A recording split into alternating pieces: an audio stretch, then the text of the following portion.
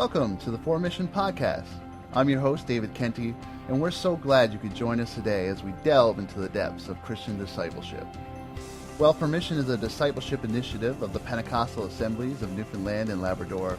It is our hope that no matter where you're listening from, you can take this content that you've heard today and apply it to your local church context. So let's get to it.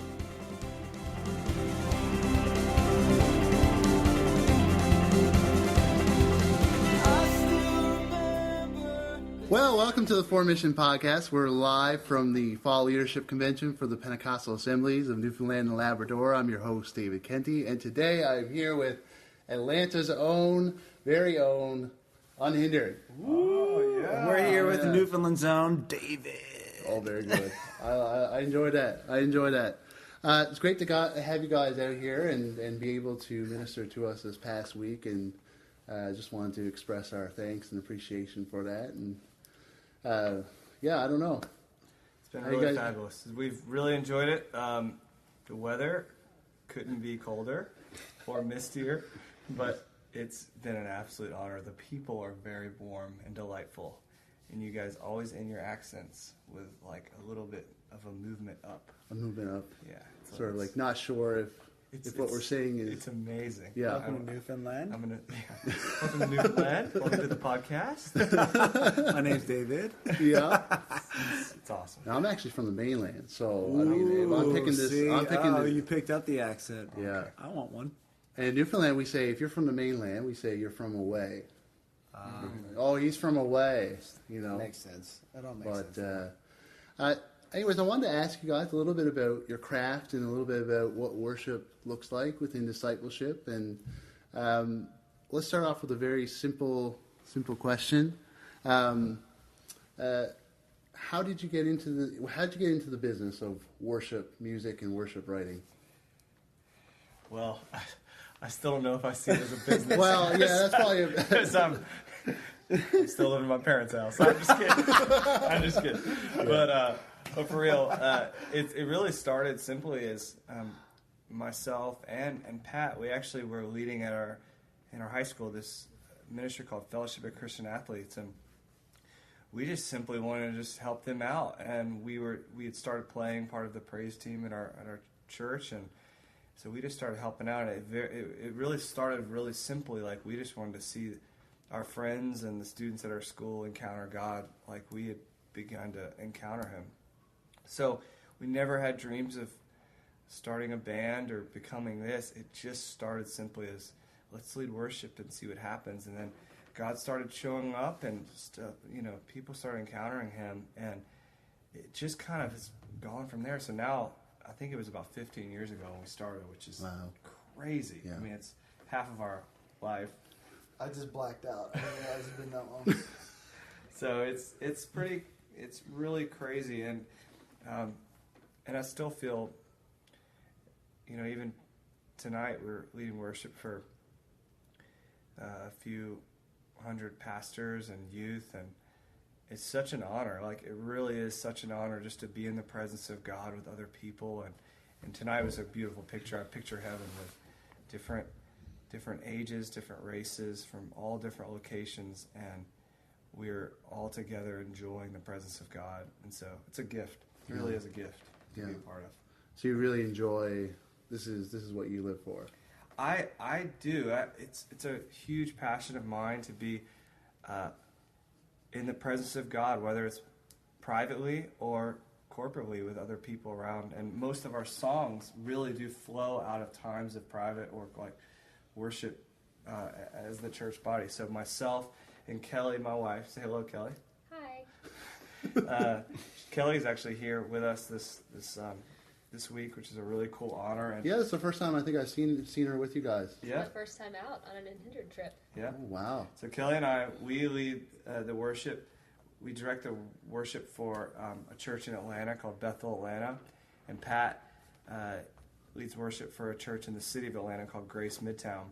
And so we're consistently in our local churches, So a lot of these songs just come out of those moments together with our church, or when we're just hanging out at home with our families or our friends. Like, it really is more of an organic process than we need to go write songs for an album.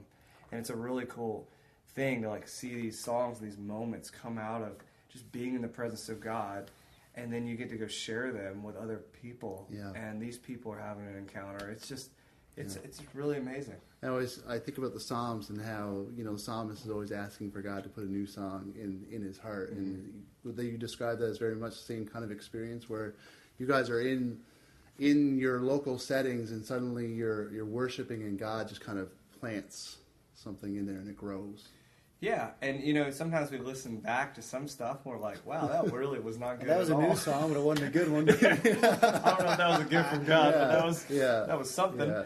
But every once in a while, there will be something that comes out. It's like, wow, that came from, that's not from me. Wow, and it's really cool. Yeah. Question for Kelly. Sure. What do you think? How important is worship within the church body?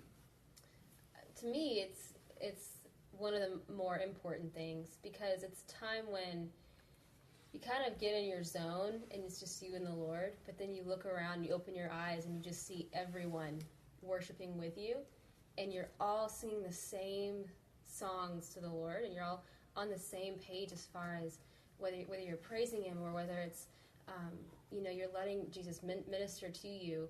Everyone's in this place where they're getting centered, and we all really need to be centered, right? And to have a healthier community. So I think it's one of the more important things, just because it's such a beautiful picture of what it's going to look like in heaven. Yeah.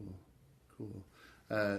Question for Pat there now. I'm going to put you on the spot because you kind of look like somebody who doesn't want to answer any questions. Bring the heat, David. No, I'm bringing the heat. Here's a big one for you. How do you think worship affects the way we minister to other people in our lives? Just going about our regular business. We come to church on Sunday and we worship corporately. What happens in that process that helps us go out and do the mission of God? Man. It's like Miss America. That's real simple. Thanks for the easy ones, David. You have 3 seconds. Yeah, if you don't answer this, you're fired. Man, I don't know. I feel like when I read, in the scriptures, when people talked about encountering God, there's a lot of mystery involved with it. And, I look back on some times where I've been in worship and I can, there are times when I feel like I've heard His voice. I've had clarity on real life things, not just been moved by a song, but I felt God speaking in my real life. And I think that's probably for me the most, important thing is that my real life is impacted by God and not just like a song life or my worship life or whatever. You know what I mean? So yeah. I think in a lot of ways I know that, like when John talked about it, he said, when you see Him, you'll be like Him. And there's like this mysterious transformation when you just get around Him. And I like what you're talking about with like the mystery of God. Yeah, and I wish it's kind of like that with discipleship too. Like Jesus, when He didn't really come and give people a real slick 12-step plan to walking with God and becoming a disciple, He just said, follow me. Yeah. And I think a lot of times we substitute following Jesus for, a really good program that makes us feel good and makes us feel like we did something but may not necessarily be the same thing. So the word disciple means learner, and I think for me, to remain in a place in my heart where I can forever be taught by Holy Spirit and Jesus, that's like, man, that would be the best. So yeah. I try to keep that in worship, like when we're corporately or privately or whatever your context, to have an open and teachable heart before God who transforms you in ways that are mysterious. When Jesus talked about growth in Mark, He had this like parable. I love this parable. He said, the farmer plants the seed and waters it and goes to bed. And in the night it grows and he knows not how. Yeah. So growth with God is a lot less about, I did this and then I grew. It's more about planting a seed and watering it, and then God makes things grow. God's always the one that makes the seed in us grow. So, man, I think in worship that happens a lot of times where I leave an experience and I feel change. I can't articulate it fully. I don't know if anyone can ever articulate it fully. If they can, I would run, because that means they probably haven't really been with God. Yeah. But I think that's the mystery of songwriting too, is you try to capture these real, like, indescribable moments in a song and words. That's why we try our best. Yeah. Even the most beautiful song falls short, but that's part of why, songwriting is so fun to me, Yeah, as Pat was saying, talking, I was just thinking of this writing I just recently read about how the best things in life, actually words can't even describe, Those are the first best things in life. They're experiences that you actually have to experience for yourself. And the second best things in life, like, they're talked about to point you to the first best thing. So theology or music or philosophy or art in general, it's trying to point you so you could have that experience that you actually, words can't even describe. So, and I believe that the first best thing in life is the presence of God. That is what heaven will, it will never get old in heaven. Yeah. That is what we are connected to and in. And so with songs or with speaking or with teaching, it's to point people, hopefully, to have that same experience and that intimacy and that encounter, that actually words fall short. Yeah. So a song will always fall short. Yeah. But it's the best songs to me take me to that place where then words can't even describe that. And I can relate to that on so many levels. For me, at my heart, at my core, I'm a musician, and when I'm in my room and I'm just worshiping and I'm having these experiences, and it's that same type of drive of that experience with God first and foremost in our life that really drives me and really makes me ponder. And you see this in Scripture, is you see Jesus talking in parables, and some people understanding and some people not quite understanding, but they're getting that experience, right? Yeah, totally. And that's why the Pharisees are struggling so hard to figure it out, because they're thinking so one-dimensionally, while the rest they may not have a clue what he's talking about, but they know, they recognize something in his presence that just changes them. Yeah, totally. And transforms them, right? Mm-hmm. Kelly, what do you think about all that? I can't say any more than they've already said. No. It's so good. It really is. It's just so good. Yeah. For somebody who is looking to develop as a worship leader, what kind of practical first step tip could you give them? I would say come in to your environment. Let's say it's on a Sunday morning or a Wednesday night, and try to really know the song, and so that when you're actually playing or leading the song, that you're not so consciously thinking so hard, oh, what's the next chord and all this or that, so that way you could be more in tune with what God's doing, or what you're aware of the people around you or what's happening in the room. Sometimes when you don't know the song so well, you're so conscious of, am I doing this right or not, or, oh, I just missed that chord and all that kind of stuff, that you can't even have that freedom to do that. So I would say really work on that skill and that preparation beforehand, so when you come in that environment, you're really free to listen and see what God's doing. And we've really tried to, at the end of our songs, create space to be sensitive to what God's doing in that moment, instead of just jumping to the next song and jumping to the next one. Like, let's take a moment and have some space and see what he's doing. Yeah. And if we need to stay here, we'll stay here. Or if we need to move on, we can move on. So that'd be my advice. One of the things I know when I was developing as a worship leader, the hardest thing was keeping eye contact and being aware of my surroundings. And that might be one of the most daunting tasks as a worship leader, is you're kind of a little nervous, you're kind of a little afraid. How does somebody get past that sort of fear of being aware? Yeah, I recently was, Kelly and I were speaking to a group of worship leaders at our church, and it's funny, some people have a bend to, like, I forgot which way it is, left brain or right brain. Yeah. One side is like crazy creative, where they're just like in spacey. Is that the right brain? Okay, might be the right brain. Check it online. But one side is very much just creative, artsy, out there, blown by the wind. And the other side is a little more structure, clear. We know the next thing. So I think you need attention. So if your bend is more just to be like creative flow, this one, like you might need a bend to learn some of the other side of like know the structure of the song. What's next? Are we going to the bridge next? And this, that, and the other. And then the other side, learn if you're real structured, learn to like add some tension to your life. Learn to create a little space. Learn to. I'm going to sing something off the cuff right now that's not exactly in the song. And I think that some of the greatest leaders, they have the ability to do both, where I can be, anyone, this is the thing to grow into, is you can have both. So you're aware of the band and the tempo and what's going on, plus, God, what are you doing right now? Plus the people, plus should we move forward? I mean, there's so many decisions going on in your brain. Yeah. So I think it just takes time and experience just doing it. I'm going to ask you one last question. What do you guys think is the role of worship within discipleship in general within the church? What role does that play? It's a heavy question, I know. I don't know who wants to take that, but I think it plays, as much of a role if it's a part of your real life. In discipleship, what Jesus did is he invited people into his real life. Yeah. And so they were around him when he worshiped. Like last summer. I love that last summer. Yeah. Last summer, powerful passage.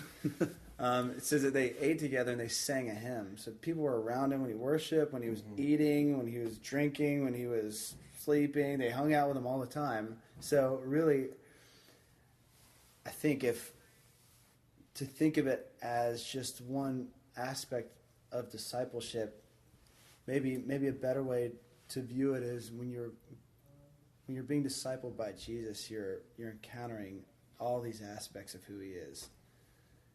And in practical relationships, Dave, if you're discipling me and you're a worshiper and I'm just around you, I learn like, man, this is part of what real life is about. Mm-hmm. So I can tell you what it's not. Discipleship isn't, let me teach you about some worship and call it discipleship. It is, I'm a worshiper and I want to open my life to you, and this is what my real life looks like with God, and I'd like to invite you into that. Whether I'm worshiping, sitting at the dinner table with my family, hanging out with friends, your real life disciples people, not the words you say. Yeah, definitely. So I guess I don't even know if that's helpful, but it's helpful for me. It is, yeah. And Jesus did talk way more about following him than about a correct form of worship. And I know us as worship leaders and musicians, we wish Jesus talked just a little more clear. A little more clear. A little less stories, Jesus. Less stories, Jesus. But it was way more to the heart and the follow me and love me. And in worship, it just flows out of that, And so many times in Scripture, songs actually were a response to something God did. Most of the songs from Moses to Mary, they're responding to who he is and what he's done or his nature. It's like that stuff just comes out. So I'd really encourage any worship leader or musician, go on the journey of following him and loving him, and you will watch your songs and the deep intimacy and the worship will flow out. That will really it'll be really powerful. And that looks different for everybody. Oh yeah. So it's hard to look at Ben or Pat and go, oh, I'm going to do it the way they did it, because their paths are going to be completely different. God has so many things differently set up for people, right? So you just got to follow your heart, what you feel like the Lord is saying to you, and walk with him. Yeah, and you mentioned kind of the songs throughout Scripture, and everybody's kind of responding to God in their own way, you had the song, Miriam's song, and Mary's song, and Moses' song, and all of these different people, and they are speaking from their real life experiences and reacting that way. Totally. Very cool. Well, it's great to have you guys on, and thanks for the time you spent and being able to share with us tonight. And do you guys have a new album coming out at all, or anything in the works, or? We're still just praying through kind of what the next phase is. We do feel like that we have some songs that recently that we really want to share, so we would really appreciate your prayers, because we're praying through that right now, actually. Cool. Well, I'll be in prayer for you guys, and that through that process, you guys figure out where you want to go with that. And God lays some songs in your heart and whatnot. So thanks for coming on board, and Love it. come back sometime in the future. All right. Right on. Thank you for joining our podcast today. If you've enjoyed our content, you can subscribe to the podcast by clicking the subscribe button in iTunes. If you're looking for more information about Formission or want more tools to better facilitate discipleship in your own church community, you can go to our website at www.formission.org. Hope to see you back next week.